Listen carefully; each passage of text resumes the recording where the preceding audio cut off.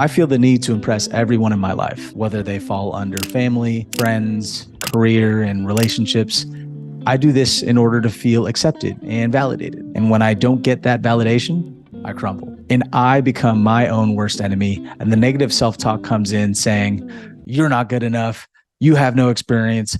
Why would anyone listen to you? Well, along my journey on how to feel validated more, I've learned that there's actually strategic ways we should present ourselves to not only get our message across better, but more importantly, to sell yourself. Here's what I've learned. The first 2 out of the 3 principles comes from this book called Pitch Anything, written by Oren Klaff, whose main focus and career was based off of raising millions of dollars for private equity firms. But the largest consumer for this book actually isn't capital raisers. It's guys trying to pick up girls. The lessons in this book doesn't solely correlate to raising funds, correlates to raising that one thing, you know what I mean? But these are foundational principles that apply to every human interaction we have in life. Principle number 1, establish your frame right away and control your frame throughout the conversation. Frames are these mental filters through which people interpret and make sense of the information that's being presented to them. Throughout a conversation, the person who maintains the strongest frame has the best chance to maximize the impact and influence of the message being delivered. Now, when I say control, this doesn't mean talk the entire time and overpower the conversation with everything you've got. It's about being able to control the narrative and direct the conversation to where it needs to go.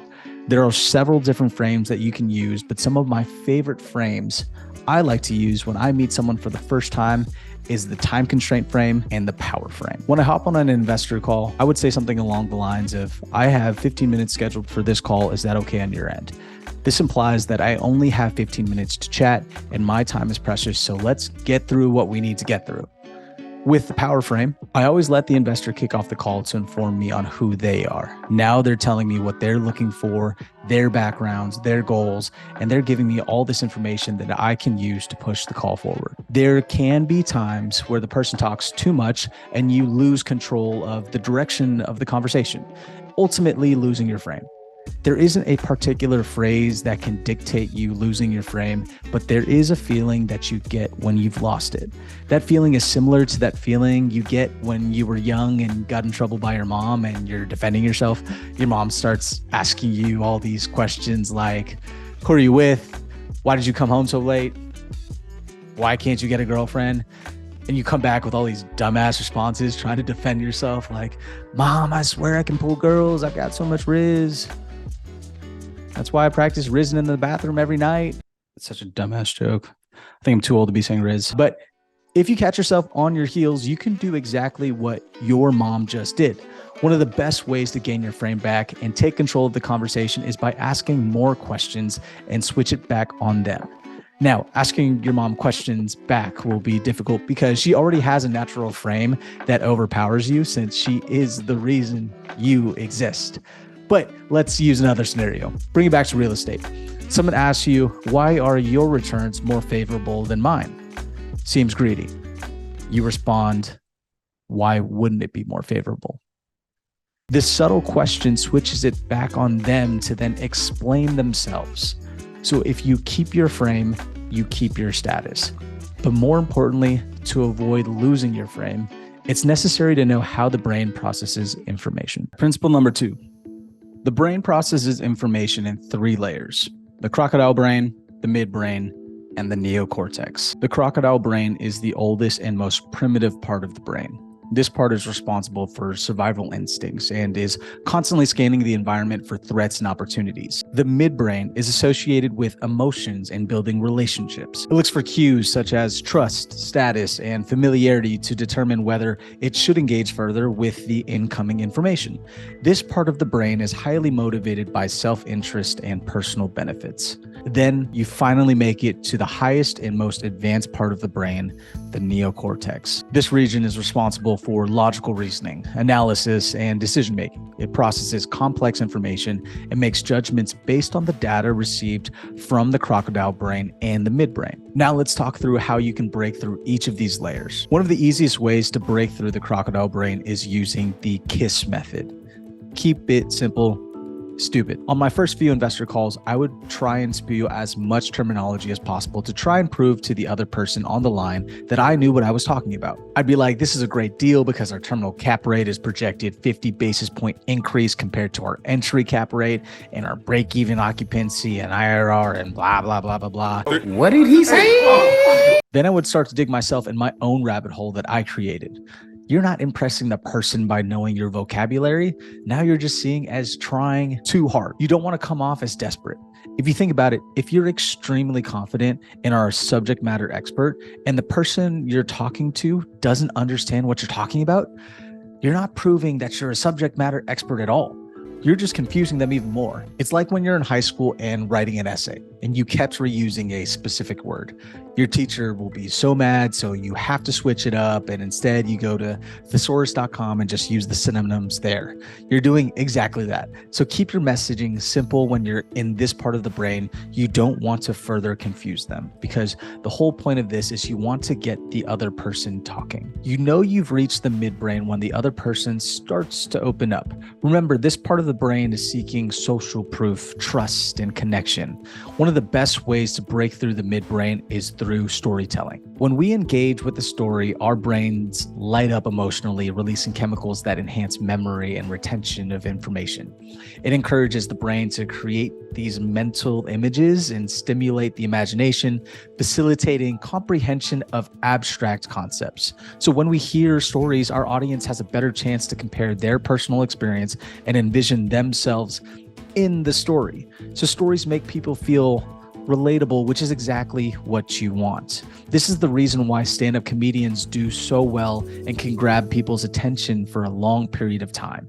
It's because the audience feels like they know the person, they can relate to it in some way or another, and envision the joke unravel before the audience. You finally have reached the neocortex. The transition between going from the midbrain to the neocortex will be a little harder to tell because it's really based on a feeling.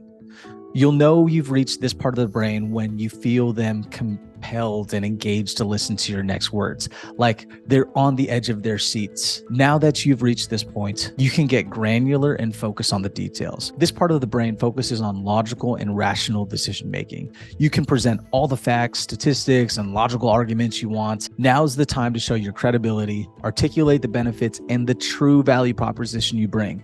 Just make sure it's organized and clear. If you're relating this to investing in real estate, you've already painted the story of the market and the deal.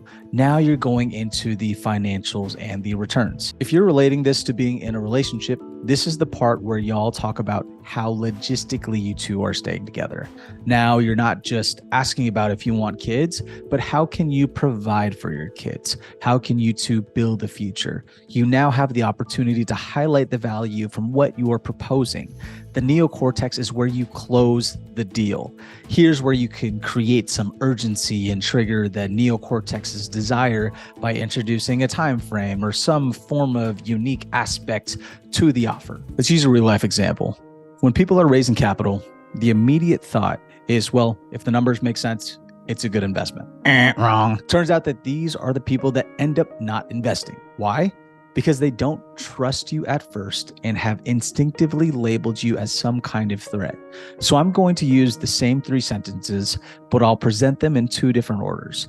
One where I'll start with the numbers. The second will be catered towards working through the brain. First order, my multifamily investment opportunity offers you a 20% return in monthly distributions. I used to manage 50 rentals, but realized I was trading my time for money. While I do this full time, I invest passively in 20 different deals with 10 different groups. I want to spend more time with my family. Second order, I want to spend more time with my family. I used to manage 50 rentals, but realized I was trading my time for money. While I do this full time, I invest passively in 20 different deals with 10 different groups. My multifamily investment opportunity offers you a 20% return in monthly distributions. Did you feel the slight difference? The second order provided a stronger frame right from the beginning, while the first order, you're already thinking that the 20% is too good to be true. I didn't change any wording, just the sequence of information presented. It makes a huge difference to how people process what you're saying. The final principle to selling yourself is to know that you are enough.